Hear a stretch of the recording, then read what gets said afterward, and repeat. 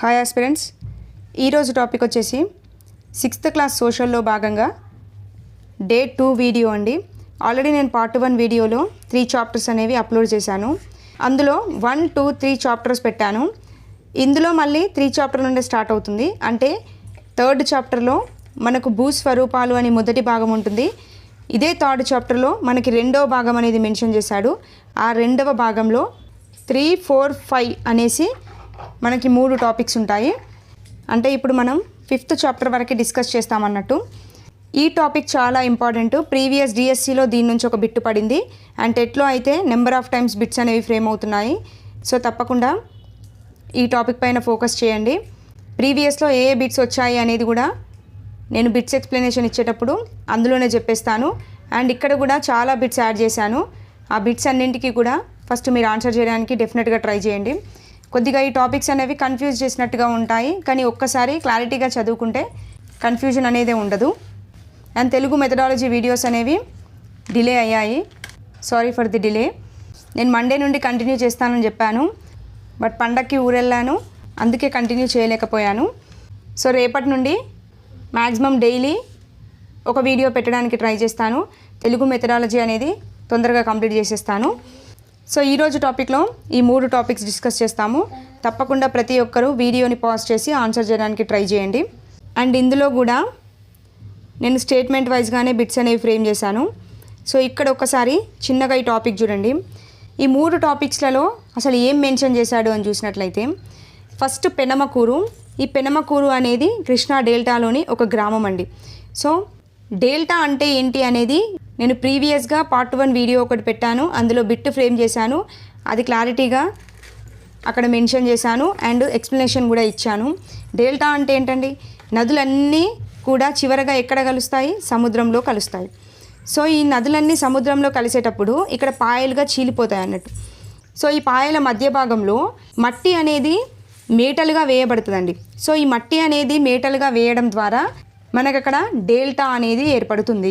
Okay, so ఇలాంటి డెల్టాలు గల ప్రాంతంలో వాళ్ళ యొక్క జీవన విధానం ఏ విధంగా ఉంటుంది, అండ్ వాళ్ళ యొక్క నివాస ప్రాంతాలు ఏ విధంగా ఉంటాయి, అండ్ అక్కడ పండించే పంటలు ఏంటి, అండ్ అక్కడ వాతావరణం అనేది ఏ విధంగా ఉంటుంది, అంటే టోటల్గా ఓవరాల్గా చూసినట్లయితే వారి యొక్క జీవన విధానం ఏంటి అనేది మనం ఈ టాపిక్లో డిస్కస్ చేస్తాం. అదేవిధంగా డోకూరు అని ఒకటి ఇచ్చాడు. ఇప్పుడు పెనమకూరు అనేది డెల్టా ప్రాంతంలో ఉంటుంది కాబట్టి అక్కడ జీవన విధానం ఏ విధంగా ఉందనేది చూస్తాం. అదేవిధంగా డోకూరు అనేది పీఠభూమిలోని ఒక భాగం అండి. సో ఇప్పుడు పీఠభూమి అంటే ఇప్పుడు మన తెలంగాణ కూడా దక్కన్ పీఠభూమిలోని భాగమే. సో ఇలాంటి పీఠభూమి ప్రాంతంలో వాళ్ళ జీవన విధానం ఏ విధంగా ఉందనేది చూస్తాము. అండ్ పెనుగోలు అనేది ఒక కొండలలోని గ్రామం అండి. సో కొండలలో నివసించేవారు జీవన విధానం ఏ విధంగా ఉందనేది చూస్తాం.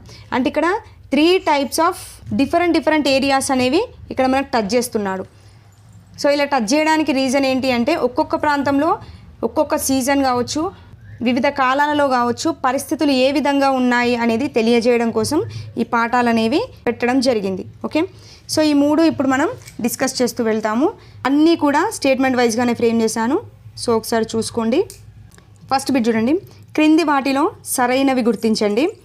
సో పెనమకూరు గురించి ఈ బిట్ అనేది మెన్షన్ చేశాను. చూడండి, పెనమకూరు గ్రామం అనేది బందరు కాలువకు గోదావరి నదికి మధ్యన ఉన్నది అని చెప్పేసి ఇచ్చాను. ఇది కరెక్టా అండి?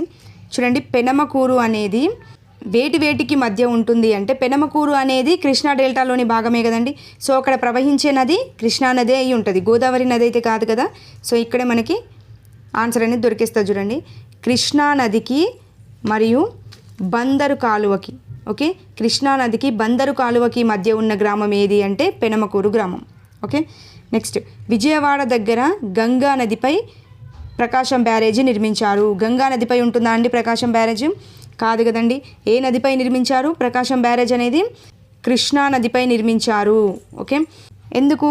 ఇప్పుడు పెనమకూరు అనే టాపిక్లోనే మనకు ప్రకాశం బ్యారేజ్ అనేది కనబడుతుంది.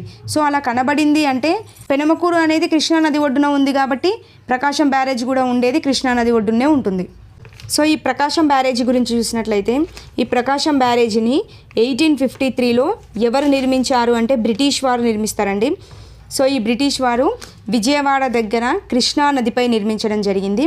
ఈ ప్రకాశం బ్యారేజీ నుంచి 12 లక్షల ఎకరాలకి నీరు అనేది అందుతుందండి. ఓకే, ఇది ప్రీవియస్లో పడింది. ప్రకాశం బ్యారేజీ అనేది ఏ నదిపై ఉంటుంది అని అడిగారు. ఏ నది అండి? కృష్ణా నదిపై ఉంటుంది. సో గుర్తుపెట్టుకోండి. నెక్స్ట్, ప్రకాశం బ్యారేజీని నిర్మించింది చోళులు. కరెక్టా అండి? ఆల్రెడీ చెప్పాను. ప్రకాశం బ్యారేజీ అనేది 1853లో బ్రిటిష్ వారు నిర్మించడం జరిగింది. సో చోళులు కాదు, బ్రిటిష్ వారు. సో ఇది తీసేయచ్చు. సరైనవి కాబట్టి ఇక్కడ ఉన్న ఆప్షన్స్ సరిగావు. సో ఏది కాదు అనేది ఇక్కడ కరెక్ట్ ఆన్సర్ అవుతుంది. క్లియర్? ఇది పెనమకూరు గురించి స్టార్టింగ్ ఉన్న ఇన్ఫర్మేషను. నెక్స్ట్ బిట్, పెనమకూరు గ్రామంలో నేలలకు సంబంధించి సరైనవి. సో ఇందులో 2 ఆప్షన్స్ అనేవి కరెక్ట్గా ఉంటాయండి, చూసుకోండి. పెనమకూరు గ్రామంలో నల్లరేగడి, ఒండ్రు, ఇసుక నేలలు అనేవి కనబడతాయి. ఎస్, ఎగ్జాక్ట్లీ రైట్ అండి. పెనమకూరు గ్రామంలో నల్లరేగడి కనిపిస్తుంది, ఒండ్రు నేల కనిపిస్తుంది, ఇసుక నేలలు కూడా కనిపిస్తాయి. సో ఇక్కడ చాలామందికి కన్ఫ్యూజ్ అయ్యే పాయింట్ ఉంటుంది. నల్లరేగడి, ఒండ్రు నేలలు 2 కూడా సేమ్ అనుకుంటారండి, బట్ 2 డిఫరెంట్. చూడండి, నల్ల నేలలు నల్లరేగడి నేలలన్నా ఒకటే. ఇప్పుడు నల్లరేగడి నేలలు అనేవి ఏ విధంగా ఏర్పడతాయి అంటే అగ్నిపర్వతాలు బద్దలవుతాయి కదండి. సో ఈ అగ్నిపర్వతాలు బద్దలవ్వడం వల్ల అక్కడ నుండి మనకి లావా అనేది వస్తుంది. ఈ లావా శిలల వల్ల ఏర్పడేవే నల్లరేగడి నేలలు. ఓకే, అంటే అగ్నిపర్వతాలు బద్దలైనప్పుడు లావా అనేది విడుదలవుతుంది. ఆ లావా శిలల వల్ల ఏర్పడినవి నల్లరేగడి నేలలు. మరి ఒండ్రు నేలలు అనేవి ఏ విధంగా ఏర్పడతాయి? మొన్న క్లాస్లో కూడా చెప్పాను నేను. ఒండ్రు నేలలు అనేవి డెల్టా ప్రాంతంలో ఏర్పడతాయి. ఆ డెల్టాలు అనేవి ఏ విధంగా ఏర్పడతాయని చెప్పాను? నదులు నిక్షిప్తం చేయడం వల్ల ఏర్పడతాయి, అంతే కదండి. నదులు తీసుకొచ్చిన మట్టి కావచ్చు, రాళ్ళు కావచ్చు, ఇలాంటి వాటిని నిక్షిప్తం చేయడం ద్వారా ఏర్పడిన నేలలు ఏవి అంటే ఒండ్రు నేలలు అనేవి ఏర్పడతాయి. సో ఈ ఒండ్రు నేలలు అనేవి చాలా వరకు సారవంతమైన నేలలు అని చెప్పొచ్చు. అండ్ ఇవి ఎక్కువగా నీటిని కూడా పట్టి ఉంచగలిగే నేలలండి. ఓకే, ఇందులో మళ్ళీ అధికంగా పోషక పదార్థాలు దొరికి ఎక్కువగా సారవంతమైన నేలలు ఏవి అంటే ఒండ్రు నేలలు అనేది ఆన్సర్ పెట్టాలి. సో ఇది బేసిక్ ఇన్ఫర్మేషన్ చూసుకోండి. నెక్స్ట్, నదులు నిక్షిప్తం చేయడం ద్వారా ఏర్పడిన నేలలు నల్లరేగడి నేలలు. చెప్పండి, కరెక్టా అండి? కాదు కదండి. ఇందాకే చెప్పాను, నల్లరేగడి నేలలు అనేవి అగ్నిశిలల ద్వారా ఏర్పడేవి నల్లరేగడి నేలలు. అదే నదులు నిక్షిప్తం చేయడం ద్వారా అంటే డెల్టా ప్రాంతాల్లో ఏర్పడే నేలలు ఒండ్రు నేలలు అని చెప్పాను. సో ఇక్కడ నదులు నిక్షిప్తం చేస్తే ఏర్పడేవి ఒండ్రు నేలలు కాబట్టి తీసేయచ్చు. నెక్స్ట్, నేలను ఎక్కువ జిగురుగా అండి, ఇది కొంచెం మిస్టేక్ పడింది. నేలను ఎక్కువ జిగురుగా ఉండి చాలా కాలం వరకు తేమను పట్టి ఉంచే నేలలు ఒండ్రు నేలలు. చెప్పండి, కరెక్టా అండి? సో జిగురు కనిపించేది మనకి ఏ నేలల్లో కనబడుతుందండి? నల్లరేగడి నేలల్లో మాత్రమే జిగురు అనేది కనబడుతుంది. ఓకే, ఆ నల్లరేగడి నేలలు అనేవి జిగురుగా ఉండి చాలా కాలం వరకు తేమను అనేది పట్టి ఉంచుతాయండి. సో ఈ నేలలు ఆరిపోతున్నప్పుడు ఏమవుతుంది అంటే ఈ భూమి ఉపరితలం పైన మట్టి ఉంటుంది కదండి, అదంతా ఇట్లా పగిలినట్టుగా కనబడుతుంది. ఇలా పగుళ్ళు అనేవి ఏర్పడతాయండి. ఓకే, సో ఇక్కడ ఒండ్రు నేలలు కాదు, ఇది ఆన్సర్ నల్లరేగడి నేలలు. సో ఇది తీసేయచ్చు. నెక్స్ట్, సెల్ఫ్ ప్లవింగ్ చేసే నేల నల్లరేగడి. Yes, exactly correct. Self ploughing అంటే ఏంటి అనేది తెలిస్తే సరిపోతుంది. సెల్ఫ్ ప్లవింగ్ అంటే స్వయంగా మట్టి మార్పిడి చేసే నేల. ఓకే, ఇది ప్రీవియస్గా అడిగాడు. సెల్ఫ్ ప్లవింగ్ చేసే నేల ఏది అని అడిగాడు. నల్లరేగడి నేల. చూడండి, ఈ నల్లరేగడి నేలలో నేను ఇందాక చెప్పాను కదా, జిగురుగా ఉంటుంది నేల అనేది అండ్ ఎక్కువగా తేమను పోగొట్టుకోకుండా చాలా కాలం వరకు పట్టి ఉంచగలుగుతుంది. అండ్ ఇది ఆరిపోయినప్పుడు ఏమని చెప్పాను? పగుళ్ళు అనేవి ఏర్పడతాయి. సో ఈ పగుళ్ళ వల్ల భూమి ఉపరితలం పైన మట్టి ఉంటుంది కదండి, అదంతా రాలి ఏమవుతుంది అంటే మళ్ళీ ఈ పగుళ్ళలోకే చేరిపోతుంది. సో ఇలా మట్టి అనేది ఆ పగుళ్ళలోకే చేరిపోతుంది కాబట్టి దీన్నే సెల్ఫ్ ప్లవింగ్ అంటారు, లేదంటే స్వయంగా మట్టి మార్పిడి చేసే నేల అని పిలుస్తారు. ఓకే, నెంబర్ ఆఫ్ టైమ్స్ పడింది, గుర్తుపెట్టుకోండి. సో ఇక్కడ సరైనవి ఏడి మాత్రమే సరైనవి. చాలా ఇంపార్టెంట్ పాయింట్స్ ఇవన్నీ గుర్తుపెట్టుకోవాలి. నెక్స్ట్ బిట్ చూడండి, కృష్ణానదికి వరదలు వచ్చిన సంవత్సరాల్లో సరైనవి. ఇది కూడా బిట్టుబడింది. కృష్ణానదికి ఏ ఇయర్లో వరదలు వచ్చాయి అని చెప్పేసి ఇయర్ అడిగాడు. సో కంపల్సరీ చూసుకోండి, టెట్లో అడిగాడు ఈ బిట్టు. చూడండి, కృష్ణానదికి ఏ సంవత్సరంలో వరదలు వచ్చాయి అంటే 1997లో వచ్చాయి, 2006లో వచ్చాయి, 2009లో వచ్చాయండి. సో పైవన్నీ అనేది సరైనది. ఓకే, 1997, 2006, 2009 గుర్తుపెట్టుకోండి. పెనమకూరు పంటలకు సంబంధించి సరైనవి గుర్తించాలి. చూడండి, పల్లపు భూముల్లో వరిని పండిస్తారు. Yes, exactly right. పెనమకూరు ప్రాంతంలో పల్లపు భూముల్లో పండించే పంట ఏది అంటే వరి అండి. నెక్స్ట్, MTU కావచ్చు, 2716 స్వర్ణ అనేవి కంది పంటలోని రకాలు. చెప్పండి, MTU 2716 స్వర్ణ అనేవి వరి పంటలోని రకాలండి, కంది పంట కాదు, వరి పంటలోని రకాలు. నెక్స్ట్, మెట్ట భూములలో పసుపు, కంద, అరటి పంటలను పండిస్తారు. సో పెనమకూరు ప్రాంతంలో మెట్ట భూముల్లో పండించేవి పసుపు, కంద, అరటి అనేవి పండిస్తారు. ఇది కూడా కరెక్ట్. సో ఏసీ అనేవి కరెక్ట్, థర్డ్ ఆప్షన్ అనేది రైట్. ఓకే, నెక్స్ట్ బిట్ చూడండి, క్లారిటీ కోసం ఇంకో బిట్టు. ఈ క్రింది వాటిలో సరైన వాక్యం ఏది? ఇసుక భూములు తేమను కలిగి ఉంటాయి. కరెక్టా అండి? కాదండి, ఇసుక భూములు అనేవి మనకు పెనమకూరు గ్రామంలో కనిపిస్తాయి. సో ఈ ఇసుక భూములు అనేవి అసలు తేమనే కలిగి ఉండవు. సో ఈ జనరల్గా కూడా థింక్ చేసి పెట్టొచ్చు. సో ఈ పెనమకూరు గ్రామంలో ఇసుక భూములు ఏ విధంగా ఉపయోగపడతాయి అంటే, ఇక్కడ ప్రజలు ఏం చేస్తారంటే ఇసుక భూముల్లో ఎక్కువగా పండ్ల మొక్కలను నాటుతారండి. సాధారణంగా పండ్ల మొక్కల వేర్లు అనేవి నేల లోపలికి చొచ్చుకొని పోతాయండి. సో ఇలా నేలలోనికి లోతుగా వెళ్ళి అక్కడున్న నీటిని తీసుకొని పెరుగుతాయండి. సో అదే ఇప్పుడు ఈ ఇసుక భూముల్లో వరి వేస్తే పండుతుందా అంటే పండదండి. ఎందుకంటే వరికి కంపల్సరీగా ఎక్కువ నీరు అనేది అవసరం అవుతుంది. అదే ఇసుక భూముల్లో నీరు అనేది ఇంకిపోతూ ఉంటుంది, అంటే అడుగు భాగానికి చేరిపోతూ ఉంటుంది. పైన అయితే నీరు అనేది నిలవదు. సో అంటే తేమను కూడా కలిగి ఉండదు. కాబట్టి ఇలాంటి భూముల్లో వరికి ఛాన్స్ ఉండదు. కాబట్టి పండ్ల మొక్కల వేర్లు అనేవి నేల లోపలికి చొచ్చుకొని పోతాయి. కాబట్టి ఈ ఇసుక భూముల్లో పండించడానికి అనుకూలంగా ఉండేవి పండ్ల మొక్కలు మాత్రమే అనుకూలంగా ఉంటాయి. కాబట్టి వీటిని ఎక్కువగా పెంచుతారు. నెక్స్ట్, నల్లరేగడి భూములు ఎక్కువ తేమను కలిగి ఉంటాయి. ఎస్, ఎగ్జాక్ట్లీ కరెక్టే, ఇందాకే చెప్పాను. నల్లరేగడి భూములు అనేవి జిగురుగా ఉండి ఎక్కువ తేమను కలిగి ఉంటాయి. నెక్స్ట్, నల్లరేగడి ఇసుక భూములు తేమను కలిగి ఉంటాయి. కరెక్టా అండి? కాదు కదండి, నల్లరేగడి భూములు తేమను కలిగి ఉంటాయి కరెక్టే. బట్ ఇసుక భూములకు తేమ అనేది ఉంటుందా? ఉండదు. ఆ తేమ అనేది ఉంటే కంపల్సరీ వరినే పండిస్తుంది. తేమ అనేది ఉండదు కాబట్టే పండ్ల మొక్కలు నాటుతున్నారు. ఓకే, ఇది మనకు టెక్స్ట్ బుక్లో ఇలా సైడ్కి మెన్షన్ చేశాడు. అక్కడ ఈ క్వశ్చన్స్ అనేవి ఇచ్చాడు. అదే ఇక్కడ బిట్ ఫ్రేమ్ చేశాను, చూసుకోండి. ఓకే, సో ఇక్కడ బి అనేది కరెక్ట్. క్రింది వాటిలో సరైన స్టేట్మెంట్ చూడండి. ఋతుపవన ప్రారంభంలో వేసే పంట దాల్వా. అంటే పెనమకూరు గ్రామంలో ఋతుపవన ప్రారంభంలో వేసే పంట ఏది అనేది క్వశ్చను. చూడండి, ఋతుపవన ప్రారంభం అనేది మనకు అందరికీ తెలిసిందే. జూన్ నుండి స్టార్ట్ అవుతుంది. జూన్ టు అక్టోబర్ అనేది ఋతుపవనాల ప్రారంభ సమయం. సో జూన్లో మనకు ఋతుపవనాలు అనేవి వస్తాయి. సో ఈ ఋతుపవన ప్రారంభంలో అంటే జూన్ టు జూలై ఈ మాసాలలో పెనమకూరులో ఏ పంటను పండిస్తారు అంటే దాల్వా కాదండి, సాల్వా అనే పంటను పండిస్తారండి. ఓకే, అదే శీతాకాలం వేసే పంట అంటే శీతాకాలం అంటే డిసెంబరే కదండి. ఈ డిసెంబర్లో వేసే పంట ఏది అంటే దాల్వా అనే పంటను వేస్తారు. ఓకే, సో ఇది ఇటు, ఇది ఇటు. సో ఇక్కడ రెండు పాయింట్లు. ఋతుపవన ప్రారంభం అంటే జూన్ జూలైలో వేసే పంట సాల్వా అవుతుంది. శీతాకాలం లేదా డిసెంబర్లో వేసే పంట దాల్వా అవుతుంది. ఓకే, సరైన స్టేట్మెంట్ కాబట్టి రెండూ సరికావు. సో నన్ను అనేది మన కరెక్ట్ ఆన్సర్. క్లియర్? నెక్స్ట్, పెనమకూరుకు సంబంధించి క్రింది వాటిలో సరైనవి గుర్తించాలి. చూడండి, వ్యవసాయదారులు భూములలో సారం పెంచడానికి జీలుగా లేదా పిల్లి పెసర వేస్తారు. కరెక్టా అండి? Exactly correct. పెనమకూరు గ్రామంలో ఏం చేస్తారంటే వ్యవసాయ భూముల్లో సారాన్ని పెంచడానికి వాళ్ళు జీలుగా, పిల్లి పెసర అనేవి వేస్తారు. సో ఇవి ఎందుకు అంటే ఇవి చిక్కుడు జాతికి చెందిన మొక్కలండి.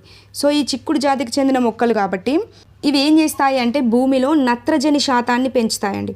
సో ఇలా భూమిలో నత్రజని శాతాన్ని పెంచుతాయి కాబట్టి వీటిని ఏం చేస్తారు అంటే ఈ భూమిలోనే కలిపి దున్నుతారండి. ఓకే, ఈ భూమిలోనే కలిపి దున్నడం వల్ల అక్కడ భూమిలో నత్రజని శాతం అనేది పెరుగుతుంది. అండ్ దీనివల్ల భూమి యొక్క సారం అనేది పెంచడానికి యూజ్ అవుతుంది. సో ఇది ఎరువుగా కూడా పనిచేస్తుంది అని చెప్పొచ్చు. ఓకే, అందుకే జీలుగా, పిల్లి పెసర అనేవి వేస్తారు. నెక్స్ట్, పండ్ల మొక్కలను ఎక్కువగా నల్లరేగడి నేలల్లో పండిస్తారు. చెప్పండి, పండ్ల మొక్కలకు అనువైన నేల ఏదండి? ఇసుక నేల. ఇసుక నేలల్లోనే పండ్ల మొక్కలను పండించడం జరుగుతుంది. సో నల్లరేగడి కాదు, తీసేయచ్చు. నెక్స్ట్, కోళ్ల ఫారాల్లో నీటిని కన్వేయర్ బెల్ట్ ద్వారా అందిస్తారు. చూడండి, పెనమకూరు గ్రామంలో కోళ్ల ఫారం అనేది కనబడుతుంది. అక్కడ నీటిని దేని ద్వారా అందిస్తారు అంటే నిప్పల్స్ ద్వారా నీటిని అందిస్తారు.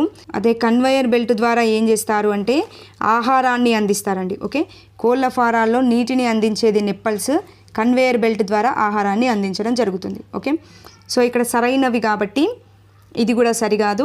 ఏ అనేది కరెక్ట్ ఆన్సర్. ఓకే, డోకూర్ అనేది ఏమని చెప్పాను? ఒక పీఠ భూమిలో ఉండే గ్రామం అని చెప్పాను. చూడండి, డోకూర్ సంబంధించి సరైనది గుర్తించాలి. డోకూర్ గ్రామం అనేది దేవరకద్ర మండలంలో ఉంది. Yes, exactly correct. And Dokur యొక్క పాత పేరు ఏంటి అంటే డాకూరు అండ్ బందిపోటు. ఎస్, ఇది కరెక్టే. ఈ పదాలు అనేవి డాకు అనే పదం నుంచి ఏర్పడ్డాయి. ఇది కూడా కరెక్టే. ఓకే, మరి ఎందుకు దీనికి డోకూర్ అని పేరు వచ్చింది అంటే గ్రామం యొక్క చుట్టుపక్కల దట్టమైన అడవులు ఉండేవి. సో ఈ దట్టమైన అడవుల్లో దట్టమైన పొదలు కూడా ఉండేవి. సో ఈ పొదల్లో ఈజీగా దాక్కోవడానికి ఛాన్స్ ఉంటుంది. సో ఇలా ఛాన్స్ ఉండడంతో ఇక్కడ బందిపోటు ముఠాలు అనేవి నివసించేవి. సో ఇలా బందిపోటు ముఠాలు నివసించడంతో ఈ గ్రామానికి డాకూరు లేదా బందిపోటు అని పేరు వచ్చింది. దాంతోపాటే డోకూరు అని కూడా దీన్ని పిలవడం స్టార్ట్ చేశారు. ఓకే, ఈ విధంగా పేరు అనేది రావడం జరిగింది. సో ఇక్కడ సరైనది కాబట్టి డి పైవన్నీ సరైనవి అనేది ఆన్సర్. నెక్స్ట్, చవుడు గరుసు అనే ప్రధాన నేల రకాలు ఈ గ్రామంలో కనిపిస్తాయి. ఇది ప్రీవియస్ డిఎస్సిలో అడిగాడు, ఇదే విధంగా బిట్ ఫ్రేమ్ అయింది. చవుడు గరుసు నేలలు అనేవి ఏ గ్రామంలో కనిపిస్తాయి అంటే పెనమకూరు కాదు, డోకూరులో కనిపిస్తాయి. ఓకే, పెనుగోలు కాదు, పైవన్నీ కూడా కాదు. చవుడు గరుసు నేలలు ఎక్కడ కనిపిస్తాయి అంటే డోకూరు గ్రామంలో కనిపిస్తాయి. గుర్తుపెట్టుకోండి, చాలా ఇంపార్టెంట్ పాయింట్. నెక్స్ట్ బిట్, క్రింది వాటిలో సరైనవి. డోకూరు గ్రామంలో ప్రజలు ప్రధాన ఆహార పంటగా చిరుధాన్యాలను పండించేవారు. Yes, exactly correct. డోకూరు గ్రామంలో ప్రజల యొక్క ప్రధాన ఆహార పంట ఏది అంటే చిరుధాన్యాలు. నెక్స్ట్, నల్లరేగడి నీళ్ళల్లో పత్తి పండించేవాళ్ళు. Exactly correct. ఇది ప్రీవియస్ స్టేట్లో అడిగాడు. నల్లరేగడి నీళ్ళల్లో ఎక్కువగా పండే పంట ఏది అని అడిగాడు. పత్తి అనేది పండుతుంది, గుర్తుపెట్టుకోండి. నెక్స్ట్, ఎర్ర నీళ్ళల్లో వేరుశనగ ఆముదం సాగు చేస్తారు. ఇది కూడా కరెక్టే.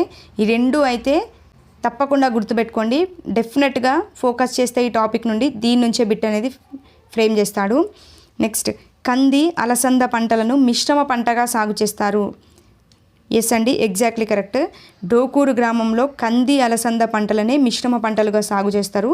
నెక్స్ట్, ఇవన్నీ కూడా సరైనవే. సో మనకి సరైనవి అడిగాడు కాబట్టి ఆప్షన్ ఈ అనేది కరెక్ట్ ఆన్సర్. ఓకే, ఇక్కడ మెన్షన్ చేసిన ప్రతి పాయింట్ ఇంపార్టెంటే, చూసుకోండి. నెక్స్ట్ బిట్, క్రింది వాటిలో సరైన స్టేట్మెంట్. డోకూరు గ్రామంలో రబీ కాలంలో అంతర పంటగా వేరుశెనగను సాగు చేస్తారు. కరెక్టే అండి. రబీ కాలంలో అంతర పంటగా వేసేది వేరుశెనగను వేస్తారు. నెక్స్ట్, తుంపర సేద్య విధానాన్ని పెనమకూరు గ్రామంలో అవలంబిస్తారు. కాదండి, తుంపర సేద్య విధానం అనేది కావచ్చు, గొలుసు కట్టు చెరువులు కావచ్చు, ఇవన్నీ మనకు ఎక్కడ కనబడతాయి అంటే డోకూరు గ్రామంలో కనబడతాయి. ఎందుకు అంటే డోకూర్ అనేది పీఠభూమి ప్రాంతం. సో ఈ పీఠభూమి ప్రాంతంలో ఏ విధంగా ఉంటుంది అంటే వర్షపాతం అనేది చాలా తక్కువగా ఉంటుందండి. సో ఈ వర్షపాతం చాలా తక్కువగా ఉండడం వల్ల వీరు ఎక్కువగా వేటిపైన ఆధారపడతారు అంటే గొలుసుకట్టు చెరువులపైనే ఎక్కువగా ఆధారపడడం జరుగుతుందండి. సో ఇక్కడ తుంపర సేద్య విధానం అన్నా అది నీటికి సంబంధించింది, గొలుసుకట్టు చెరువులు అన్నా నీటికి సంబంధించింది. సో ఇవి ఎక్కువగా మనకి ఎక్కడ కనిపిస్తాయి అంటే పీఠభూమి ప్రాంతమైన డోకూరులోనే కనిపించడం జరుగుతుంది. ఓకే, సో సరైన స్టేట్మెంట్ ఏ మాత్రమే. సో 1 అనేది కరెక్ట్. క్లియర్, గుర్తుపెట్టుకోండి పాయింట్స్. నెక్స్ట్, కోయా అంటే అర్థం ఏంటి? పెనుగోలు గ్రామానికి వచ్చేసినామండి. కోయా అంటే అర్థం ఏంటి అంటే ఒక మనిషి కాదు, కొండ మనిషి కాదు, కొండల్లో ఉంటున్న మనిషి కాదు, కొండల్లో ఉంటున్న మంచి మనిషి. గుర్తుపెట్టుకోండి, కోయా అంటే కొండల్లో ఉంటున్న మంచి మనిషి అని అర్థం. ఓకే, నెక్స్ట్ బిట్, ఇది చాలా ఇంపార్టెంట్, డిఎస్సిలో ఎక్స్పెక్ట్ చేయవచ్చు. పెనుగోలు గ్రామానికి చుట్టుపక్కల ఉన్న గుట్టలకు సంబంధించి సరికానిది గుర్తించాలి. ఓకే, చూడండి, పెనుగోలు గ్రామానికి చుట్టుపక్కల కొన్ని గుట్టలు ఉంటాయి. సో తూర్పున ఏమున్నాయి, పడమరన ఏమున్నాయి, ఉత్తరాన ఏమున్నాయి, దక్షిణాన ఏమున్నాయి అనేవి గుర్తుపెట్టుకోవాలి. చూడండి, ఇలా చూసుకుంటే ఇది తూర్పు అవుతుంది, ఇది పడమర అవుతుంది, ఇది ఉత్తరం, ఇది దక్షిణం అవుతుంది.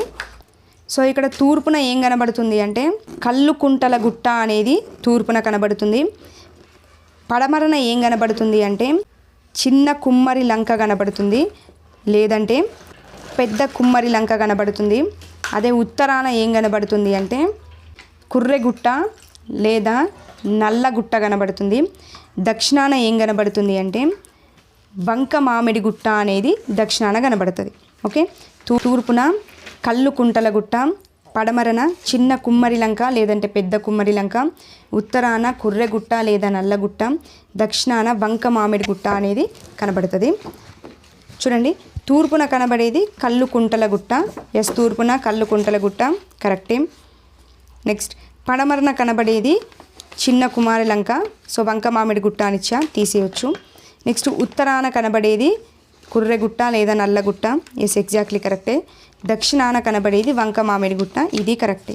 ఓకే, రాంగ్ వచ్చేసి పడమరన ఏం కనబడుతుంది, చిన్న కుమ్మరి లంక కనబడుతుంది కాబట్టి తీసేయచ్చు. సో బి అనేది ఇక్కడ wrong answer. Clear. Next bit, ఇది చాలా ఇంపార్టెంట్, ప్రీవియస్ స్టేట్లో అడిగాడు. చీకుపల్లికి దగ్గరగా ఉన్న జలపాతం ఏది? చూడండి, చీకుపల్లికి దగ్గరలో ఉన్న జలపాతం బోగత జలపాతం. ఓకే, ఇది మనకి పెనుగోలు అనే టాపిక్లో కనబడుతుంది. గుర్తుపెట్టుకోండి, చీకుపల్లికి దగ్గరగా ఉన్న జలపాతం బోగత జలపాతం. ఇది వచ్చేసి మనకి ములుగు డిస్టిక్లో కనబడుతుంది. చాలా ఇంపార్టెంట్, మళ్ళీ కూడా ఎక్స్పెక్ట్ చేయవచ్చు, చూసుకోండి. నెక్స్ట్ బిట్, క్రింది వాటిలో సరైన స్టేట్మెంట్. కొండల్లో వ్యవసాయం చేసే ప్రత్యేక విధానాన్ని ఏమని పిలుస్తారు అంటే జూమ్ సాగు అని పిలుస్తారు. ఎగ్జాక్ట్లీ కరెక్ట్ అండి. సో ఇది కొండల్లో వ్యవసాయం చేసే ప్రత్యేక విధానం అండి, దీన్నే జూమ్ సాగు అంటారు. గుర్తుపెట్టుకోండి, ఎక్కువగా కోయలు ఏ వ్యవసాయం చేస్తారు అంటే పోడు వ్యవసాయం అనేది చేయడం జరుగుతుంది. ఈ 2 పాయింట్స్ చాలా ఇంపార్టెంట్, చూసుకోండి. నెక్స్ట్, వానలు పడినప్పుడు కోయలు కట్టెలతో పొడిచి విత్తనాలను విత్తడాన్ని ఏమని పిలుస్తారు అంటే డ్రిల్లింగ్ అని పిలుస్తారు. ఇది కూడా కరెక్టే. ఓకే, సో 2 కరెక్టే కాబట్టి ఆప్షన్ 3 అనేది కరెక్ట్ ఆన్సర్. పెనుగోలు గ్రామస్తులు చేసే పండగలకి సంబంధించి సరైనవి. ఓకే, పెనుగోలు అంటే కొండ ప్రాంతంలోని ప్రజలు ఏ విధమైన పండగలు చేస్తారనేది చూడాలి. చూడండి, ఎల్లన్నం పదం అనేది దేనికి సంబంధించింది అంటే భూమి పూజ. ఎస్ కరెక్టే. నెక్స్ట్, కొడతల పండగ అనేది దేనికి సంబంధించింది అంటే పెద్దల పండగ. ఎస్ కరెక్టే. చూడండి, కొడతల లా అనేది వినిపిస్తుంది, పెద్దల లా అనేది వినిపిస్తుంది. ఓకే, ఈ విధంగా గుర్తుపెట్టుకోండి. కొడతల పెద్దల పండగ. నెక్స్ట్, భీమిని పండగ అనేది ఇప్ప పువ్వు పండగ. ఎస్, ఇది కూడా కరెక్టే. సో ఈ డి అనేది కరెక్ట్ ఆన్సర్ అవుతుంది. సో కొడతల పండగ లేదా పెద్దల పండగని ఎప్పుడు చేస్తారు అంటే సెప్టెంబర్లో చేయడం జరుగుతుంది. చాలా ఇంపార్టెంట్ పాయింట్, చూసుకోండి. ఓకే, ఈ మ్యాచ్ ద ఫాలోయింగ్లో పక్కా అడగడానికి ఛాన్స్ ఉంటుంది. ఇది చూడండి, పెనుగోలు గ్రామంలో సెప్టెంబర్లో చేసే పండగ ఏది చెప్పండి. ఇందాకే చెప్పాను, సెప్టెంబర్లో ఏ పండగ చేస్తారు? కొడతల పండగ లేదా దీన్నే పెద్దల పండగ అని పిలుస్తారు. ఇది మనకు సెప్టెంబర్లో జరుగుతుంది. ఓకే, ఇవ్వండి. టోటల్గా ఈ చాప్టర్స్ నుండి 3 చాప్టర్స్ నుండి 17 బిట్స్ అనేవి ఫ్రేమ్ చేశాను. ప్రతి బిట్ కూడా ప్రీవియస్లో వచ్చింది అండ్ వచ్చే ఛాన్స్ ఉండే బిట్స్ కూడా ఇందులో ఇంక్లూడ్ చేశాను. అన్ని స్టేట్మెంట్లోనే ఫ్రేమ్ చేశాను కాబట్టి అన్ని బిట్స్ కవర్ అయిపోయాయి. మ్యాక్సిమం బిట్ ఫ్రేమ్ అయితే దీంట్లో నుంచే బిట్ ఫ్రేమ్ అవుతుందండి. సో తప్పకుండా ప్రతి ఒక్కరు రీకాల్ చేసుకోండి. అండ్ వీడియో మీకు యూస్ఫుల్గా అనిపిస్తే మాత్రం తప్పకుండా ప్రతి ఒక్కరు లైక్ చేయండి. అండ్ నెక్స్ట్ వీడియోలో మళ్ళీ కలుద్దాం. థ్యాంక్ యూ అండి. Thank you for watching.